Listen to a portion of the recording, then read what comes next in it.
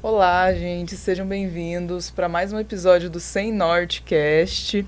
Hoje estamos eu, Ana Luísa e a Maria Eduarda para termos uma conversa com uma convidada muito especial. Ela foi formada em 2018 pela UniGoiás. Ela é especialista em arquitetura de varejo, atua como design, curadoria e especificação de produtos. Uma salva de palmas e muitas boas-vindas para Fernanda Ferreira. Seja bem-vinda, Fernanda. Obrigada. E assim, a gente tem uma pergunta aqui da Norte ao nosso podcast, que é: por que você escolheu arquitetura e urbanismo? Da onde veio esse desejo de ser arquiteta? Eu tenho duas respostas clássicas para essa pergunta. Ótimo. A primeira foi o The Siemens. O maioral. O maioral. Acho que todo mundo pensa isso, viu? Foi. E a segunda, eu também brinco que acho que a arquitetura me escolheu. Eu sempre gostei muito do belo. Então, sempre ficava muito intrigada quando olhava para todas as coisas e ficava refletindo como aquilo existia e o porquê. Sempre fui muito curiosa. E então, eu comecei a pesquisar, né, pelo vestibular. Eu fui da última turma que ainda tinha, antes do Enem. Então, a gente estava até conversando com o professor Ronan, eu fiz aulas de desenho, a gente tinha a prova prática, porque era uma das provas, né, eram 3 fases de arquitetura. Então, essa parte do desenho sempre me chamou muita atenção. E aí, foi uma escolha quase que óbvia. Nossa, e como é que foi fazer essa prova de desenho, né? Porque a gente não passou por isso. A gente não entende. Somos de uma fase que não precisou mais fazer essa prova de desenho. Eu acho que hoje, se a gente precisasse fazer, pelo menos por mim, seria um divisor de águas. Porque eu acho que eu não ia escolher o curso, porque não sou aquela pessoa, assim, do desenho mesmo, igual você comentou que você é. E, assim, como é que foi fazer esse teste de desenho? Então, eu também eu não era uma pessoa do desenho. E aí, porque eu gostava de arquitetura, eu fiz um curso, inclusive era um curso muito famoso que tinha aqui em Goiânia, do professor Davi. E a gente aprendeu muito sobre técnicas de sombreamento, sobre reprodução, sobre detalhes do corpo humano, sobre proporção. E era muito interessante. Assim, a gente tinha um material, eu lembro de lápis 3B, 6Bs, para fazer essas partes mesmo técnicas. Então, foi muito interessante. E a prova, eu lembro que na minha prova, na prova da UEG, tinha um parafuso grande, assim, com uma porca, e a gente tinha que reproduzir esse parafuso. Então, quando a gente chegou na prova, tinha um parafuso em cima de cada cadeira, e a gente teve que fazer esse desenho. Eu acho que aí já dava uma selecionada muito legal para quem gostava mesmo desse universo, porque a arquitetura é um curso muito artístico. Sim, muito. Totalmente. Hoje, com o que eu trabalho, assim, eu vejo o quanto é forte essa percepção do tecido, da estampa, do desenho, de materiais. Trabalhei muitos anos aí com a parte cerâmica, então como que é criado um produto, por que de cada produto, qual é o material que isso vem, qual é a forma, qual é a geometria, qual é a cor. Então, eu acho isso tudo muito artístico, muito interessante. Sim. Então, assim, você percorreu, né, esse curso, fez essa prova, entrou, percorreu o curso. Eu queria saber, assim, como é que foi no momento que você, assim, saiu da faculdade, se você já tinha uma percepção de alguma área que você queria seguir, se é a área, né, que você está atuando hoje, ou se você saiu, foi para um ramo diferente. Como é que foi essa saída do curso? Ótima pergunta. Então, eu acho que o que eu faço hoje, eu não imaginava fazer isso na faculdade. Eu até já estive em algumas oportunidades lá na CEMAL, na aula, aquela aula magna, né, que quando começa o curso, falando sobre o desafio do pós-formada. Quando eu me formei naquela crise do mercado imobiliário, que foi 2017, 2018. E aí não tinha muito escritório contratando. E na época da faculdade, eu sempre gostei muito de planejamento urbano. Eu sempre fui urbanista de coração. Desde o princípio. Adorava as matérias com a Raquel, então. Sim. E aí, na época eu trabalhei no Estado, fui estagiária do Estado, trabalhei na Secretaria de Assuntos Metropolitanos, trabalhei na elaboração do plano diretor da região metropolitana de Goiânia, fazendo audiência pública nos municípios, fazendo acordos. Então, por exemplo, a Aparecida de Goiânia não tem bacia hidrográfica. Ela é abastecida pela bacia de Goiânia, que vem do João Leite. O lixão de Goiânia, o aterro sanitário já está ficando lotado. A gente não tem uma outra estrutura de espaço físico como um morro, como a gente tem hoje no nosso aterro, e a Aparecida tem. Então, a construção do plano era fazer esses acordos. Tipo, olha, eu te levo minha água, né? Estendo a minha adutora, e aí eu tenho um espaço para poder colocar o meu aterro sanitário. Então, o plano foi muito complexo e foi uma coisa que eu sempre gostei muito dessa parte de planejamento. Inclusive, meu TCC foi essa parte urbana de requalificação do centro de Goiânia, mudando o desenho urbano de lá. E aí, formei. Infelizmente, nessa parte urbanística, né, deixa muito a desejar. Eu tinha que ter ou um apadrinhamento político ou um concurso público. Eu acho que desde essa época nunca teve um concurso público para o Estado. E aí, né, os projetos se perderam. Então, quando eu formei, eu falei, agora o que eu faço? Para onde vou? Quem sou? Eu acho que é a pergunta que todos fazemos, né? E lembro que quando eu era criança, meus pais foram até uma loja de material de construção que tinha uma arquiteta que fez um desenho à mão da paginação do piso. Eu acho que eu devia ter uns 12 anos de idade. Sim. E aquilo me chamou a atenção. E eu pensei, olha, não entendo de materiais, não vou para escritório, tava difícil, também o Estado não é uma opção. Eu falei, vou trabalhar nessa loja que eu vou aprender sobre materiais de construção, acabamentos e tudo. E aí, nesse tempo, foi muito interessante, porque eu comecei a conhecer um universo de produtos. E aí, me encontrei no atendimento. Então, eu recebia muitas pessoas que iam lá e falavam, olha, eu preciso reformar. Eu me tornei a projetista da loja que fazia exatamente esse mesmo trabalho de fazer o desenho, de especificar. Então, eu comecei a conhecer de muitos produtos, de muitas marcas. Fiquei lá por 1 ano. E aí, saí, fui para outra empresa. Foi na pandemia, 2020. Sim. Fui viajar, porque quando fiz meu TCC... Fiz alguns estudos de caso e quis ir conhecer esses estudos de caso pessoalmente. Fiz minha primeira viagem para fora, fui para a Europa. E aí, quando eu voltei, a pandemia, né? O mundo estava todo do avesso. Diferenciado. E aí, eu lembro que, na época, eu fui contratada pela Reunidas, que era uma gestora de transporte público daqui do consórcio da RMTC, para poder fazer essa parte de planejamento e gestão. Em 2019, até voltando, eu participei de um hackathon com a HP Transportes. Meu grupo foi o vencedor. Fui para a Colômbia para poder conhecer a operação da Transmillennium. E aí, que é referência em transporte público e mobilidade. E aí, a Reunidas queria esse trabalho. Mas aí, 16 dias depois que eu fui contratada, foi quando parou tudo. Então, eu peguei, fui para... Falei, já entendo de material de construção, já trabalhei 1 ano aqui nessa loja. E fui para essa segunda loja. E nessa época da pandemia, faltou muita coisa, porque faltou insumo, faltava embalagens, faltava papelão. Então, a gente vendia um produto, vendia um revestimento verde. Esse revestimento não ia chegar.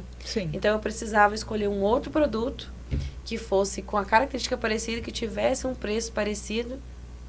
E aí, para conseguir não mudar o projeto do arquiteto, para o cliente ficar satisfeito e para a loja conseguir entregar também. Então, nesse tempo, eu conheci de muitos e muitos produtos. E isso aumentou muito o meu repertório. E depois de 3 anos nessa loja, fui para essa minha última experiência, onde eu fui convidada para poder ser head de uma operação e implantar novas lojas de uma empresa que é muito tradicional aqui em Goiás, dessa parte de material de acabamentos, e estava no processo de abrir uma boutique. Então, nessa parte, eu fazia curadoria de produto, visitava as indústrias, escolhia tudo produto. O que o mercado goiano consome? Porque a gente chama de SKU, que é a quantidade de produtos que cada marca tem. Então, assim, eu não conseguia ter na loja todos os produtos, por exemplo, da Portinari, da Eliane, da Decortais. Então, a gente fazia uma curadoria do que tinha de produto que a gente costuma usar aqui, que eu tinha na loja, o que está usando. E aí, comecei em muitas feiras. A gente ia na Expo Revestir em São Paulo, na Feira de Milão, na Itália, para entender o que o mercado estava consumindo, para a gente ter esses produtos e vender aqui para o nosso cliente final. Então, basicamente, uma historinha um pouco longa. Não, mas você já foi em várias áreas, né? Tanto a parte do urbanismo, que é o que você se encantou de primeira, quanto essa área mais da curadoria. E uma pergunta interessante que você fez, assim, uma pergunta mais retórica, que é o que o mercado goiano consome? E eu fiquei curiosa, o que ele consome, assim, baseando no que você já trabalha e tudo mais? Então, o mercado brasileiro é um mercado que ele tem muito potencial, inclusive até a Feira de Milão foi no mês passado, eu estive lá. E aí foi muito interessante ver que muitas das soluções que tem lá, a Itália é referência no design, né, no mobiliário, tem marcas aí centenárias, e muitas das coisas que tem lá a gente já tem aqui no Brasil. Sim. Então nós estamos muito atualizados assim com o que tem de bom no mundo. Eu fiquei muito feliz de ver soluções de marcenaria, de mobiliários, de cozinhas que a gente já tem aqui. E o Brasil, ele é um grande tem um grande potencial nessa parte, por exemplo, cerâmica, que foi que eu trabalhei agora por 8 anos. Nós somos o terceiro maior produtor e exportador de piso cerâmico. A gente só está atrás da Índia e da China. A gente não abre, por exemplo, uma empresa cerâmica e leva a matéria-prima para lá. Sim. A gente abre a empresa onde tem a matéria-prima, porque é argila, basicamente. Então, fica muito difícil de você deslocar argila. Então, a nossa matéria, nosso solo é muito bom para a produção desse produto. E as nossas casas também são novas. Nós somos um país novo. Então, a gente tem muito uso aqui, por exemplo, do piso 1,20 por 1,20, porque quando a gente pega as nossas casas são amplas, a gente vem do movimento moderno, que tem essa integração do gourmet, da cozinha, da sala, dos pilotis. Sim. Então, a gente tem aqui vãos muito grandes, diferente do que a gente tem, por exemplo, nos Estados Unidos e na Europa. Então, o mercado aqui consome muitos desses produtos atualizados, e em questão estética, vai variar um pouquinho de região para região, mas aqui em Goiás, a gente tem muito uso do concreto, a gente tem uma influência do modernismo aqui muito grande devido a Brasília. Então, a gente tem muito concreto, a gente tem muita empresa local, por exemplo, de produtos cimentícios, que produz aqui, a gente exporta muito desses produtos. Então, a gente está muito ligado a essa fase do movimento moderno. Interessante. E você comentou que você faz a visita a essas feiras, né? Como, por exemplo, lá em Milão ou em São Paulo. E creio que são muitas coisas para você ver, para você estudar. Eu acho que você fica perdido quando você está lá. São muitas informações, tendências. Como é que faz essa filtragem do que usar aqui em Goiás, quando se fala em relação a São Paulo, ou o que usar no Brasil, quando se fala em relação a Milão? Como que faz essa filtragem do que é necessário pra gente, do que cabe à nossa realidade? Sim, você falou muito das questões das texturas, né? Eu acho que a gente tem uma preferência muito grande também por texturas, por forma de disposição, então... Uma parte muito interessante do meu trabalho hoje, quando a gente fala que sou especialista em varejo, porque eu posso pegar vários produtos e colocar aqui, mas eu preciso mostrar como que o cliente consegue perceber a noção de valor. Então, a exposição do showroom, a iluminação, o cheiro da loja, tudo a gente vai criando uma atmosfera para criar a narrativa desse produto. Sim. Porque tem muita coisa que não faz sentido. Então, quando a gente pega, por exemplo, um produto... O que para mim é o mais legal de ir para Milão? Milão tem... o Salão Del Mobile, ele tem hoje 65 anos, se eu não me engano, de existência da feira. E aí tem o Fuori Salone, que são exposições das marcas pela cidade. Porque, por exemplo, eu estive numa ótica, e aí tinha uma banqueta, e aí tinha armações nessas banquetas que fizeram a vitrine. Então, a exposição, a forma da iluminação, são coisas que vão fazer despertar a atenção. Quando a gente vê na Revestir, quando a gente vê os estandes, um piso de porcelanato, por exemplo, uma torneira. Uma torneira é uma torneira. Mas o que agrega essa percepção de valor? É como ela está exposta, o desenho que ela tem, onde ela vai ser... colocada. Então, eu sempre brinquei nesse tempo. Tem uma marca que eu gosto muito, que é a Docol, que é de metais sanitários, que é uma marca brasileira. E ela tem uma coleção que chama Mix and Match. Eu brinco até que uma fada nasce no mundo toda vez que um cliente comprava uma mix and match. Por quê? Porque ela tem design, ela tem cores, ela agrega o produto. E ela não é um produto de você usar ela em todo o banheiro. Ela é uma torneira para você usar, por exemplo, num lavabo. Você vai criar essa atmosfera, que você vai receber uma visita em casa. Então, eu acho que a sensibilidade do arquiteto é de conhecer o material, de conhecer o seu cliente e de conhecer o uso. Eu acho que, assim, esse filtro também é um filtro, embora já tenha aí, estamos caminhando para 9 anos de formada, sim, é um filtro que você aprende todos os dias. Porque as pessoas, elas são muito únicas. E aí tem muitos produtos, tem muitos tipos de uso. Ah, esse uso é comercial, esse uso aqui é para o meu escritório, é para minha clínica, é para minha casa, é para casa de fazenda, essa casa é alugada. Então, todo esse filtro de entender qual que é o uso, para a gente definir o produto com o perfil do cliente. Sim. Ficou entendido? Com certeza. Perfeito. E assim, é uma dúvida assim, que me surgiu até quando foi apresentado que você ia vir, né? E aí você falou que você faz parte da arquitetura de varejo, né? E assim, me ficou essa dúvida, porque a gente entende que a arquitetura tem vários ramos. Então, explica assim pra gente, né, para os estudantes, né, que talvez estejam ali em dúvida das áreas da arquitetura, o que em si é a arquitetura de varejo? Certo, boa pergunta. O varejo, vou dar exemplos. A C&A é uma loja de varejo.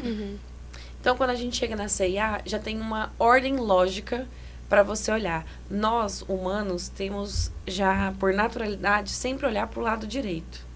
A Disney faz um trabalho muito legal também com isso, sobre a posição dos parques, dos brinquedos, das lojas. Então, já existe uma predisposição nas lojas para incentivar o seu consumo. Tanto é de mobiliário, de iluminação, de posição. Então, se você pegar assim, eu acho que estou usando a C&A, que é uma coisa que está muito presente, tem em todos os lugares. Então, se você vai olhar à direita, geralmente as roupas femininas sempre ficam à direita. Mulher tem um comportamento de consumo de roupas muito maior do que de homens. Sim. Nossa, faz sentido. Geralmente o homem, a mulher compra roupa para o homem. Então, as roupas de homens estão sempre à esquerda. Ou no segundo andar, Ou né? no segundo andar, perfeito. E aí, como que é o mobiliário? Imagina ali, como que é o mobiliário que a gente coloca, né, no C&A, a calça jeans. É uma mesa que é mais baixa. No fundo, vai ficar produtos que são expostos. A gente tem uma linha, uma coleção sempre nessa... a C&A tem um público mais jovem. Então, as roupas jovens, as coleções que são, tipo assim, do momento, elas também ficam na entrada da loja. Então, entender o público, né, o cliente, entender a necessidade da loja e o produto faz a gente ter um bom projeto de varejo. Trazendo para o mundo da arquitetura, eu trabalhei agora por 8 anos nessa parte de loja de material de construção. Então, eu fazia o projeto da loja. Porque se você chega na loja e pega só um piso do porcelanato, ele não tem beleza. Um piso cinza, 90 por 90, 1,20 por 1,20. Mas a forma como ele está exposto. Por exemplo, essa torneira da Mix and Match, ela tem 8 cores, né? Nossa. No layout dela. E ela tem 4 tamanhos, que é a P, a M, a G e a Extra G. Então, qual é a torneira? Qual é a cor? A gente pega a curva de venda da indústria e entende, ó, aqui nessa região vende mais o dourado escovado. Vende o níquel, que é o inox fosco. Então, quais são as cores que eu vou expor? E eu preciso expor as 4? E onde que elas vão estar dentro da minha loja? Para poder passar essa percepção de valor. Essa é uma torneira, por exemplo, que tem um mobiliário só para ela. Porque se ela fica na mesa junto com todos os outros modelos, você não vai perceber qual que é a diferença de uma cromada, de uma bica baixa, dela ouro escovada, que é uma linha assinada.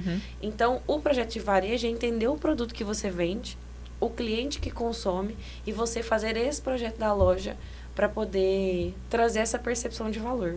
Nossa, interessante, porque igual quando você deu esse exemplo da C&A, é algo que a gente não imagina, né? Quando a gente entra em qualquer loja de departamento e afins. E realmente, quando a gente entra, a gente sempre olha pro lado direito, então envolve muito a questão da mentalidade do usuário, né? Por exemplo, quando você chega numa loja que o cheiro é muito agradável, então aquilo fica marcado pra gente. Então, assim, tem muitas lojas que você tá em qualquer lugar, nossa, esse cheiro parece de tal lugar. Loja de perfumaria usa muito isso, né? Que o cheiro já vem da frente da loja, você para, você passa no olha. corredor, você já sente isso. Isso é interessante. Aquelas castanhas que vendem em shopping. Nossa, ela tem uma maquininha que ela fica posicionada mais ou menos uns 20 metros antes da loja com o cheiro. E isso é uma coisa que a Disney traz muito... Gente, o projeto da Disney Estudantes, deixa aqui a minha dica, o projeto da Disney de concepção de marca, de projeto mesmo arquitetônico é muito interessante. Sim. O parque, por exemplo, quando o Walt Disney foi abrir o parque, ele foi fazer um experimento teste para 20 mil pessoas. E aí, clonaram os ingressos na época e deu, assim, muito mais gente do que... Imaginava. Então, foi muito bagunçado, o parque ficou muito sujo e ele ficou, assim, super chateado com a experiência. Porque, por que ele resolveu abrir a Disney? A filha dele adorava carrossel. E toda vez que ele ia na praça levar a filha dele pro carrossel, não tinha um lugar para sentar, não tinha um lugar para tomar água, não tinha uma sombra. Os pais tinham que ficar em pé lá esperando as crianças brincarem no carrossel. E ele falou assim, vou fazer um parque para adultos e para crianças. Por isso que todo mundo lá, você vai lá, tem idosos, tem crianças, tem adultos, tem bebês, é um parque que contempla é para família mesmo. Sim. E aí, o que ele fez? No dia, nessa reinauguração, ele pegou balinhas, distribuiu balinhas para todo mundo na entrada e ficou contando a cada quantos passos as pessoas davam que elas jogavam lixo no chão. E daí ele fez uma média de 40 passos, que era o tempo, que a pessoa pegava a balinha, ficava segurando e jogava no chão. Então ele distribuiu na Disney lixeiras de 40 em 40 passos. Nossa. Só que quando ele olhou, ficou assim muito poluído visualmente, porque ficou parecendo um paliteiro. Aí ele estudou qual era a cor da Pantone específica da camuflagem. E pintou todas essas lixeiras nesse tom de cor, que é como se fosse um militar. Sim. Então, existem as lixeiras de 40 em 40 passos, mas você não vê porque ela não está no seu raio de visão. Quando você precisa e ativa o seu cérebro, você encontra. Aí você fala, ali tem uma lixeira, você encontra. E aí todo o fluxo do parque também é pensado nisso. Por exemplo, as lojas, ela fica sempre do lado esquerdo, porque você entra do lado direito, faz o caminho, vai nos brinquedos, e quando você está saindo, você compra. Porque já pensou você comprar um brinquedo, ursinho, e ficar o dia inteiro carregando os brinquedos, segurando?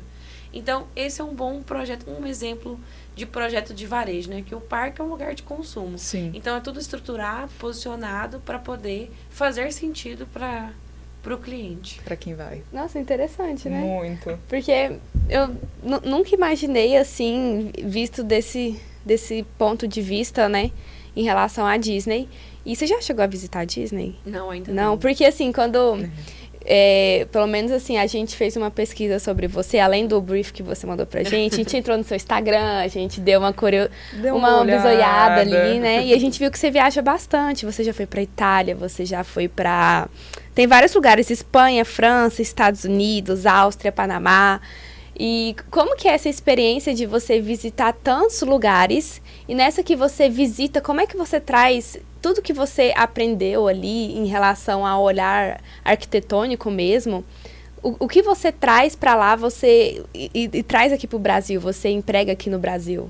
Como, por exemplo, nossa,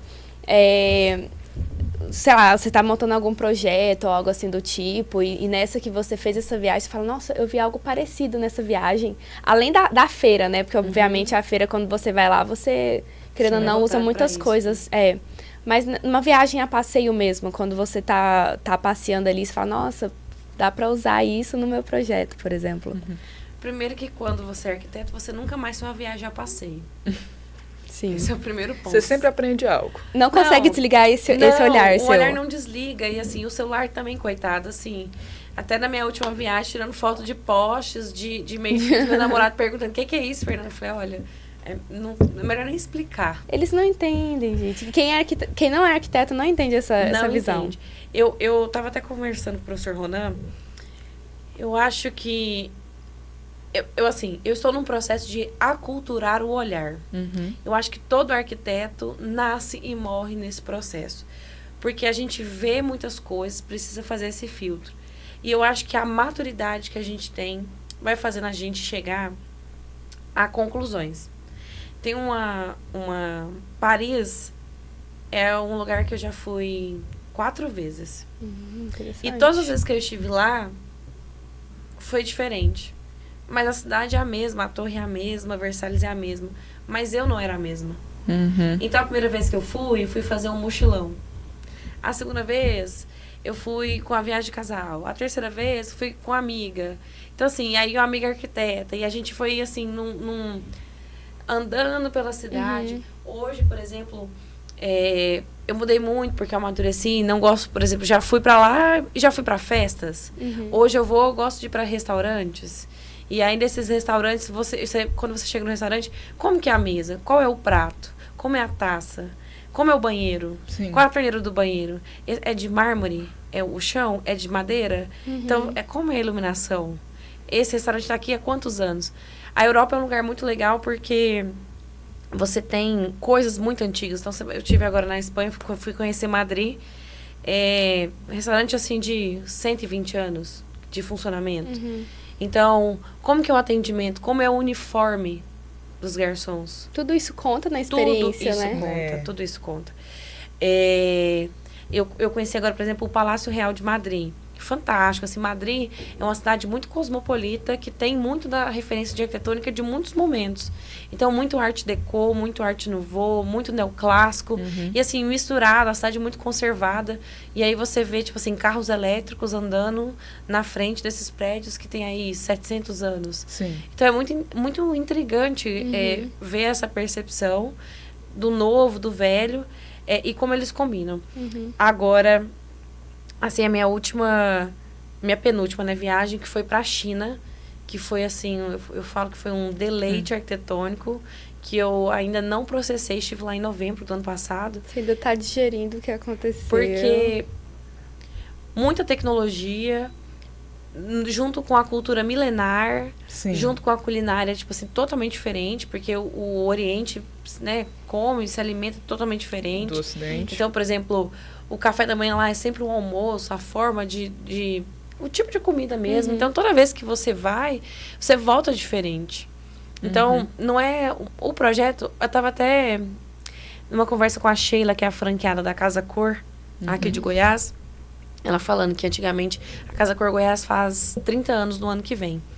E aí, ela falando que antigamente os arquitetos iam para a Feira de Milão, por exemplo, ia com a mala de rodinha, porque trazia os catálogos, trazia as revistas, porque não tinha internet naquela época para poder pesquisar. Então, as referências que tinha eram de livros mesmo, de revistas. Hoje, o acesso é muito grande, o chat GPT, o Pinterest. A gente tem que fazer um filtro exatamente disso. A gente pode ver muita coisa, mas o que a gente consome aqui? Como que é o nosso comportamento? Como que é o nosso consumo? Sim. Então, eu acho que é a ânsia de ter e o tédio de possuir. É igual abrir o iFood e tá aquele tanto de opção. Você precisa filtrar e aí de novo, entender quem é o seu cliente, entender qual é o produto, para poder direcionar para ele a melhor solução. Sim.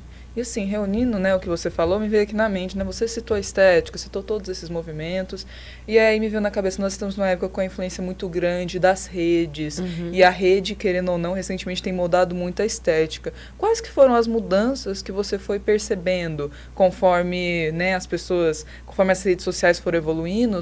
Como é que foi essa mudança dentro das lojas, dentro, né, desses locais que você trabalha?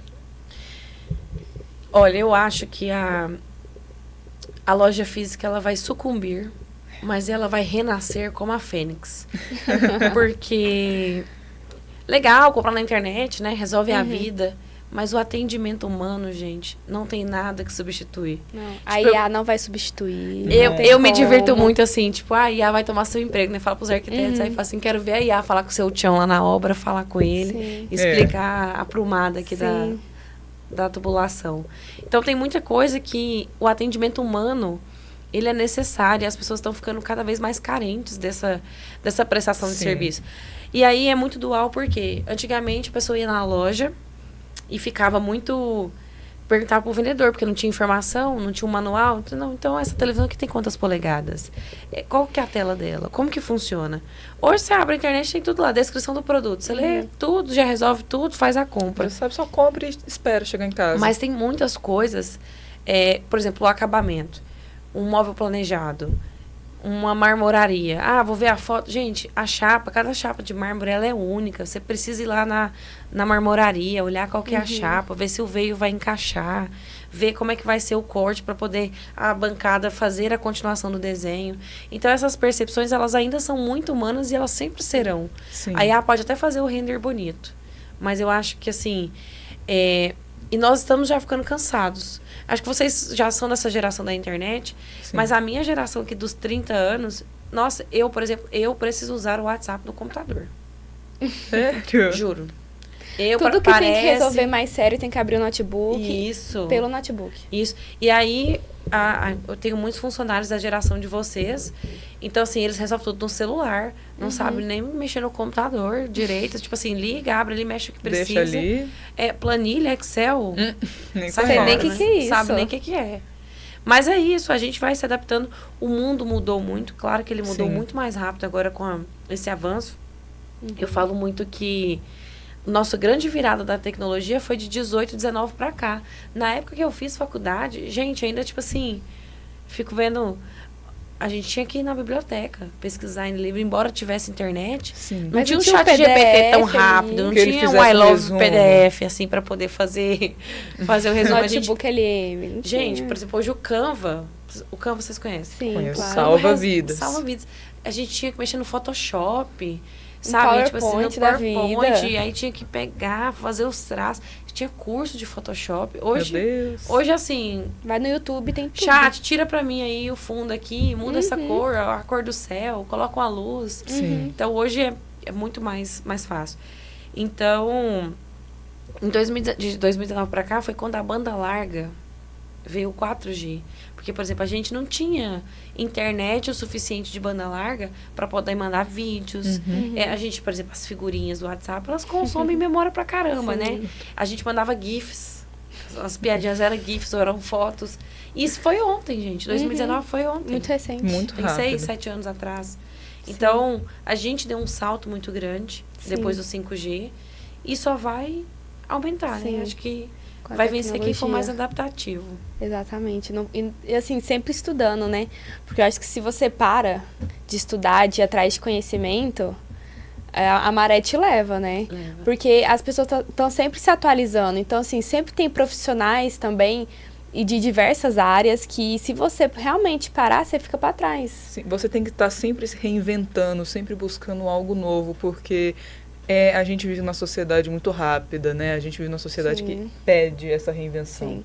E você, quando estava fazendo a sua apresentação, falou que você trabalha com arquitetura de varejos e também com curadoria. O que seria essa curadoria? Que hoje em dia tem se falado muito, né? Mas eu creio que muitas pessoas não sabem o que é isso, o que significa trabalhar com curadoria. O que é? Curadoria é, de fato, você fazer uma separação, né? Mais focada. Ah, sim. Então, eu fui curadora de materiais de construção, né? Pelos últimos 8 anos. É justamente isso. Esse produto aqui, ele é interno ou ele é externo? Ele é para parede ou ele é para piso? Quais são as cores que a gente usa aqui? Às vezes chegavam uns produtos, assim, um produto vermelho, uma coisa muito, muito intensa. Você fala assim, cara, esse produto aqui não vai vender de jeito nenhum. Olha, feio. Mas aí você via ele aplicado, por exemplo, num bar, no fundo, num banheiro, assim, numa parte comercial. A Ceusa, que é uma marca muito criativa, que é do grupo da Dexco, faz produtos muito coloridos, muito alegres, assim, parece estampas de tecido. Você fala assim, cara, da onde é que não vai dar certo? E aí você fazer brinquedotecas, sabe, incríveis. Então, cada produto, ele tem um uso. A curadoria é entender essa parte e poder direcionar. Hoje, eu estou fazendo um trabalho com móveis planejados e com tecidos. Sim. Tecidos, gente, é um universo. O linho, a microfibra, o veludo. Para que a gente usa cada coisa? O cetim. Eu até já cheguei aqui como uma boa arquiteta, já passei a mão ali para ver se era acústico, ripado. O aqui sensorial, eu passei a mão né? para poder ver se era veludo.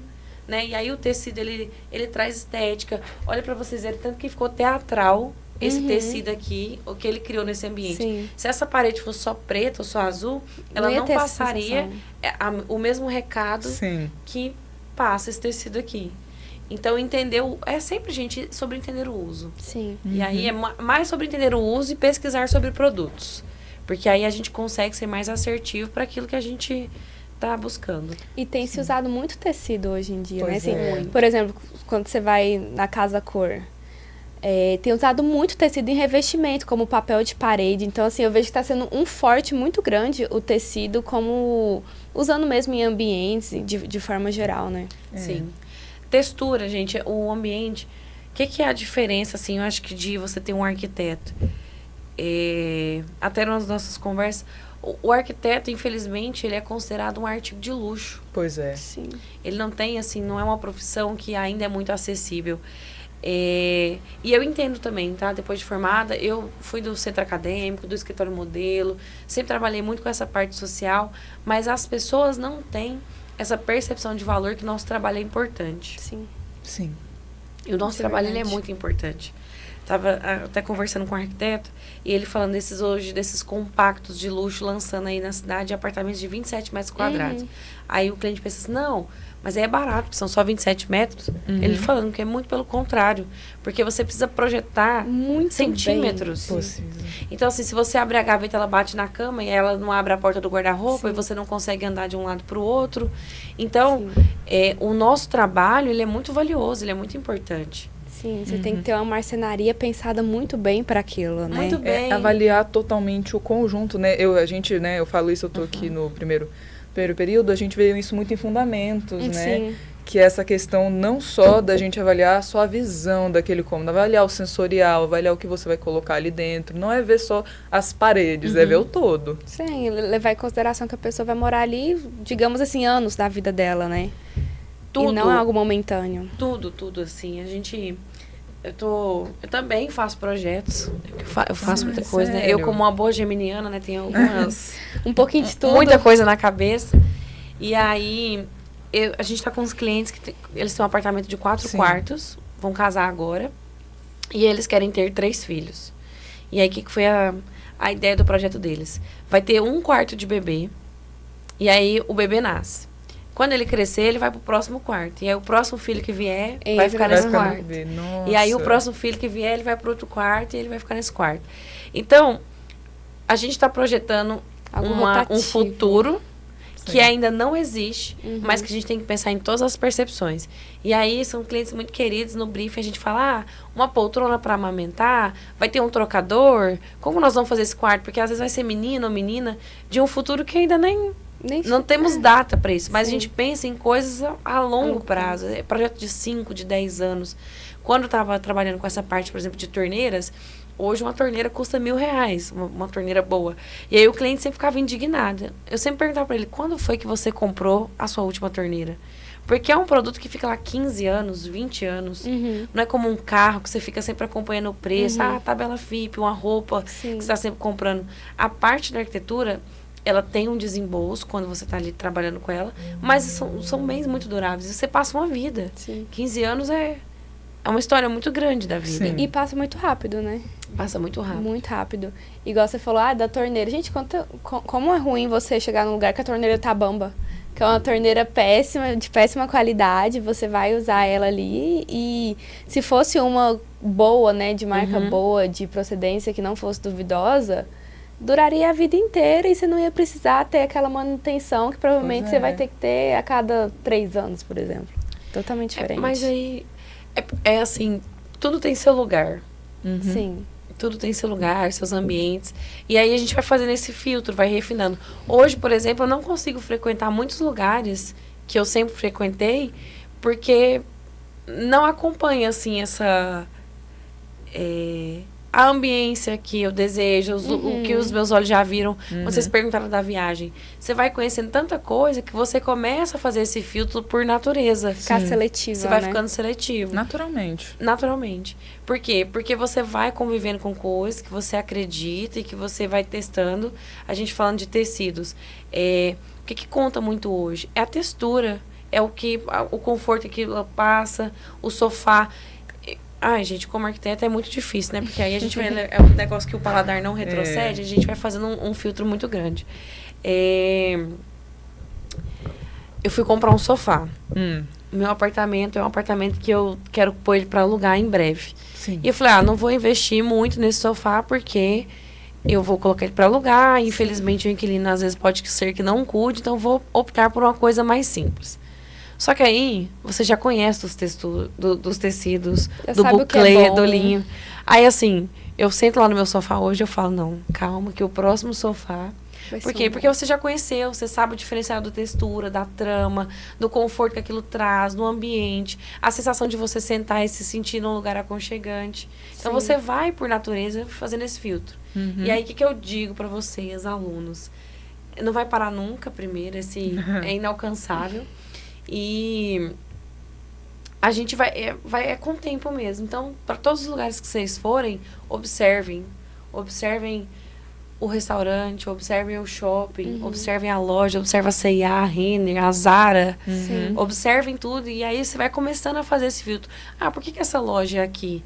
Eu acho que uma coisa que mudou muito também foi visitar essas lojas mais de alto padrão, entender como que é atendimento, entender como que é a exposição, como que são as coleções, o que é o material, por que essa bolsa aqui custa R$5.000, por que essa bolsa aqui custa 10? O que é o material, de onde vem?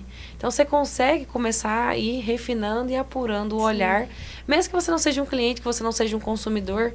Por exemplo, lá em Milão, eu fui visitar uma loja, que é a Moncler, que é de roupas de inverno. Eu não conheço a neve, mas a proposta deles é muito legal. Sim. Pra quem conhece a neve e vai bastante. Vai esqui, bastante. E tudo Então, mais. e aí eles estavam lançando uma coleção para usar no verão. Tipo assim, eles têm jaquetas puffs, assim. Você não precisa ter essa jaqueta só pro inverno. E eles fizeram, tipo, uma coleção de verão dessa marca de inverno. E foi muito legal como eles se posicionaram. Eles fizeram um polvo gigante. Até, não sei se vocês viram no Instagram, que foi saindo, assim. Foi toda uma instalação da criação da marca.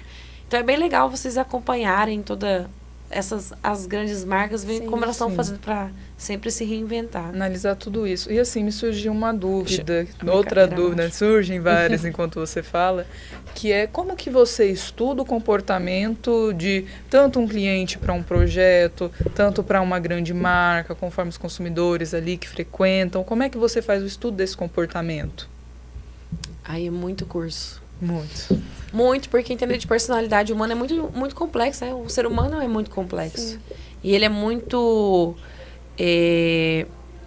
pessoal. Então, hoje eu tenho um curso de Enneagrama, que foi uma coisa que me ajudou muito nessa parte de vendas, que é um curso sobre personalidades. Esse da Disney, a história que eu contei, foi um curso que eu fiz sobre o padrão de atendimento Disney, que é muito legal. Um curso destinado a isso. É um curso destinado a isso. Como que a Disney atende, como que ela consegue manter todos os seus funcionários. Se eu não me engano, hoje a Disney tem 8 países, né? Tem no Japão, sim. Acho que na China não. Tem no Japão, tem em Paris, tem umas 4 nos Estados Unidos. Que é o mais famoso, né? Que é o mais famoso. Então, a gente... Virou uma marca mesmo, né? Uma marca de produto, de serviço, de atendimento. De aí lá, de entretenimento. Assim, eles têm o mesmo padrão, assim, com qualquer um dos lugares do mundo, e com funcionários diferentes, de culturas diferentes. Claro, por exemplo, no Japão vai ser diferente, na França, diferente dos Estados Unidos. Mas o padrão é o mesmo. O princípio. O princípio. É o mesmo. Então, assim, a gente não para de estudar. Mas basicamente isso, técnicas de vendas, de comportamento, entender mesmo, sabe? Eu acho que quando você começa a frequentar, ouvir as pessoas. Eu acho que as melhores vendas, os maiores laços que eu tive foi de ouvir as pessoas. E aí é de personalidade, né? Eu sempre fui muito curiosa, como o Ronan pontuou, né? Sempre fui a chefe da quadrilha lá da faculdade. Sempre gostei muito dessa movimentação, então sempre fui muito curiosa. Sempre que, quando eu tinha oportunidade, visitava a fábrica, falava, posso ir visitar a sua fábrica? Posso ver como é que funciona? Hoje, tenho tido uma grande abertura também com fábrica de tecidos. Então, é muito interessante ver, por exemplo, na China, a gente visitou fábricas de tecido. A primeira máquina criada no mundo na Revolução Industrial foi um jacquard. Né, que foi uma máquina de tecido. E aí, assim, ver esses produtos, ver funcionando, é muito legal. E abrir um leque, né? Abre um leque. Entender como que é cada produto, cada tipo de tecido, cada linha, um tecido sintético, um tecido de algodão natural, como que é feito todo esse processo. Ele vai trazendo toda essa percepção. Sim, muito interessante. E uma parte que eu fiquei curiosa, conforme você ia falando... Você falou pra gente que tinha tendências urbanísticas, né? Gostava muito, tinha esse lado seu aflorado. E nessa que você falou que já foi para vários lugares, vários países, eu fiquei curiosa, porque a gente falou em relação a inspirações arquitetônicas e inspirações urbanísticas. Teve algo quando você viajou, você falou, nossa, essa cidade em Goiânia tinha que ser desse jeito. Teve alguma cidade que você olhou e falou assim, nossa, no Brasil a gente tinha que seguir esse exemplo, porque, querendo ou não, cada país tem um estilo, cada cidade tem um estilo, cada bairro que você visita também tem um estilo de rua, de planejamento urbanístico mesmo. Sim. Teve algo que você deixou guardado para você, que te marcou? Sempre tem. Mas eu acho assim, por exemplo, a questão urbana de Goiânia é uma coisa que precisa ser discutida urgentemente. Nossas calçadas são péssimas, nossos postes são péssimos, nossos mobiliários urbanos. Agora na China foi assim, incrível, porque a China se reinventou em 15 anos. Saiu de um estado muito grande de pobreza e trouxe, né, muita tecnologia, muita novidade. Então, assim, as lixeiras são desenhadas, os bancos, as floreiras, os suportes ali das árvores, que me fugiu o nome agora, para as raízes não estourarem as calçadas. Nossa, quando a gente pega São Paulo já tem um pouco disso ali nas regiões mais nobres, no Itaim, nos jardins, mas trazer isso para cá. Eu acho que falta muito do nosso posicionamento urbano mesmo. Nossa prefeitura está sucateada, nosso departamento de arquitetura, de aprovação de projetos. Mas eu acho que falta isso. Quem está no acesso ao poder não tem esse olhar, não viaja, não vê. E aí, quando você chega com um projeto ousado, eu acho que... Ele é barrado também, Ele é barrado, mas acho que por falta mesmo de repertório, por falta de entendimento. O Mabel está trocando agora o fluxo da T10 e a cidade está em desmaio, né? Eu moro na T55, que vai ficar a mão que vai só descer, a T10 subindo. Mas são essas ações que já existem no mundo inteiro, sabe? Eu acho que eu tenho tido a experiência agora de andar mais a pé. Eu vim pra cá a pé. Nossa. Do trabalho. Que você trabalha duas ruas pertinho aqui, então. Mas é isso, sabe? A calçada toda esburacada. Eles já tiraram essas árvores aí há muito tempo. Você não consegue andar na calçada. Não. Próximo à Casa Cor, todos os dias que eu estou lá, se você descer de salto, é uma calçada de pedra que você tem que andar na rua. Sim. E as árvores, assim... As árvores tortas, árvores inadequadas. As raízes ultrapassando, assim, perto da área hospitalar, né? Ali no setor universitário, a gente vê muito essa questão das árvores.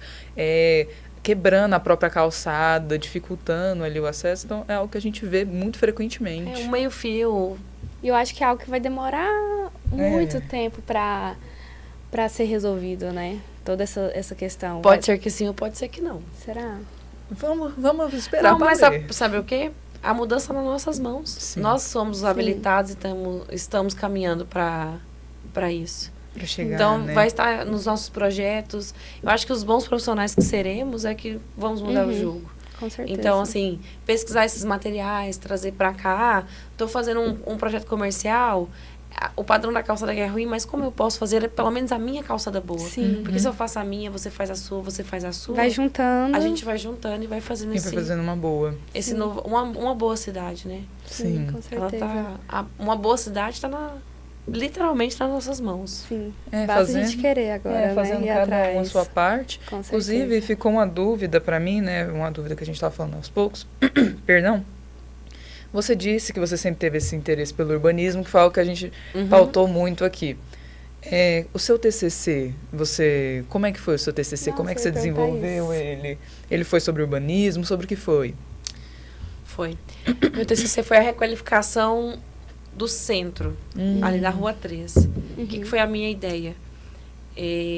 A minha inspiração foi a Times Square, em Nova York, o High Line, que é um parque linear que eles fizeram na antiga estação de trem, que passava ali por Nova York, e as Ramblas, em Barcelona. Então, a minha ideia foi pegar ali a Rua 3, e são 3 quadras desse lado, entre a Tocantins e a Araguaia, e 3 quadras desse lado, que tem muitos estacionamentos. Então, eu abri os estacionamentos para abrir as quadras e separei cada quadra para um uso. Então, um uso cultural, um gastronômico, outro de educação e outro de serviços. Então, assim, o cultural era a ideia que pega o Beco do Codorna, que tivesse bares, tipo a Ambiente, que é uma loja que... Eu acho que até fechou a do centro, que era a Ambiente Skate Shop, que era uma muito tradicional, a Caverna. algumas eu lojas que lembro. são assim super que eram, né, na época muito tradicionais, Sim. fazer aquela parte cultural ali. Então o mobiliário urbano condizia para isso, tinha arquibancadas, para se quisesse fazer um show, tinha palco, tipo um anfiteatrozinho. Sim. Se alguém quisesse fazer uma apresentação musical, uma cena mais cultural. E aí gastronômica, a ideia era juntar os clássicos nossos da culinária, que seja a pamonharia, um empadão, Né, algo regional algo mesmo. regional ali. Educacional também, o centro também tem muito essa pegada, tem muita escola lá, porque é um lugar de fácil acesso.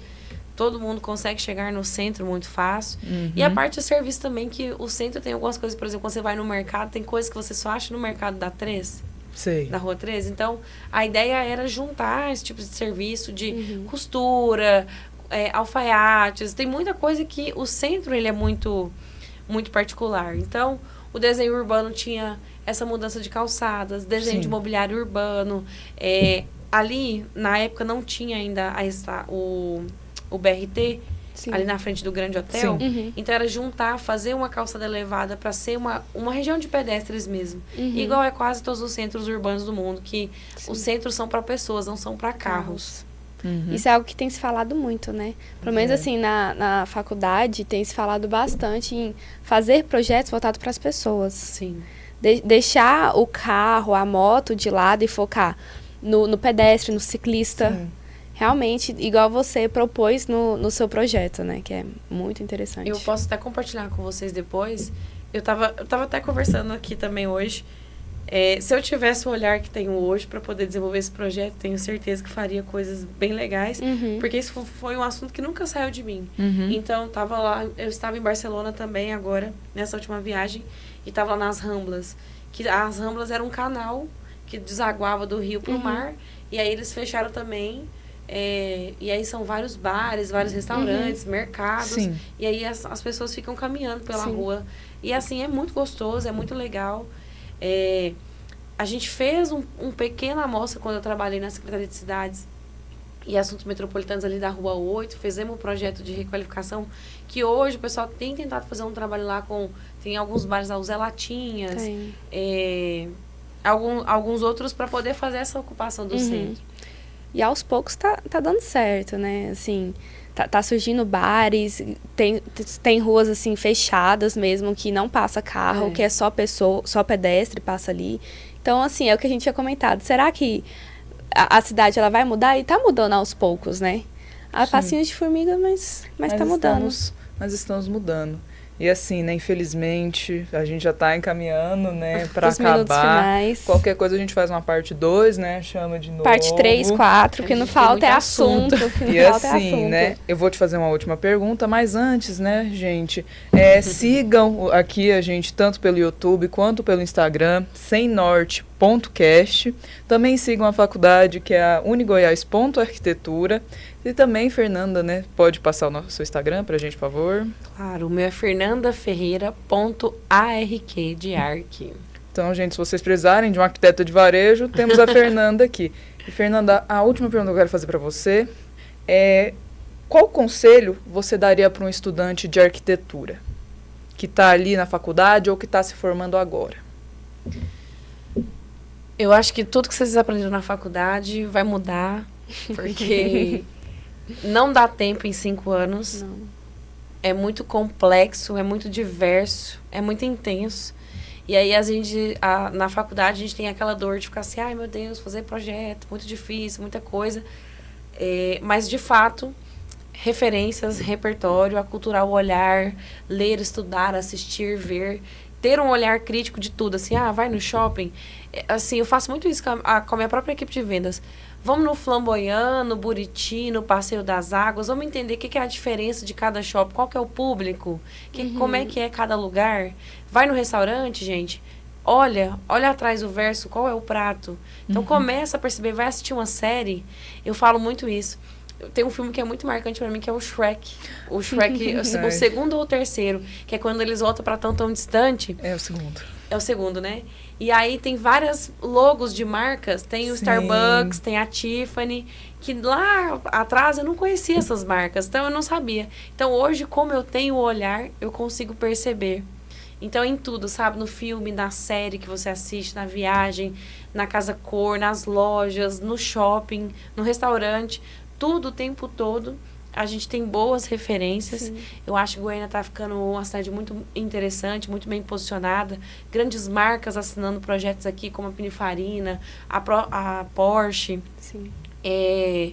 Tem muita... A Lamborghini fazendo prédios. Então, assim, vê o que é que tem de diferente que essa marca está trazendo para um prédio em Goiânia. Por que em Goiânia? Uhum. Então, quando você começa a ser crítico, fazer perguntas, fazer essas observações, eu acho que a gente vai ter resultados muito melhores na nossa carreira, no nosso projeto, com os nossos clientes, ter assunto para falar Sim. com as pessoas e aí a gente viver essa arquitetura, essa arte, que é o que a gente faz. Muito obrigado, Fernanda, mesmo pela participação. Sim. Foi muito interessante, assim, a gente aprendeu muito hoje. Com certeza, vocês anotaram essa dica, né, gente? Gente, anotem, por favor. Muito obrigado mesmo, Fernanda. E é isso, gente. Agradeço por terem acompanhado esse episódio e tchau, tchau. Tchau. Obrigada. Até mais.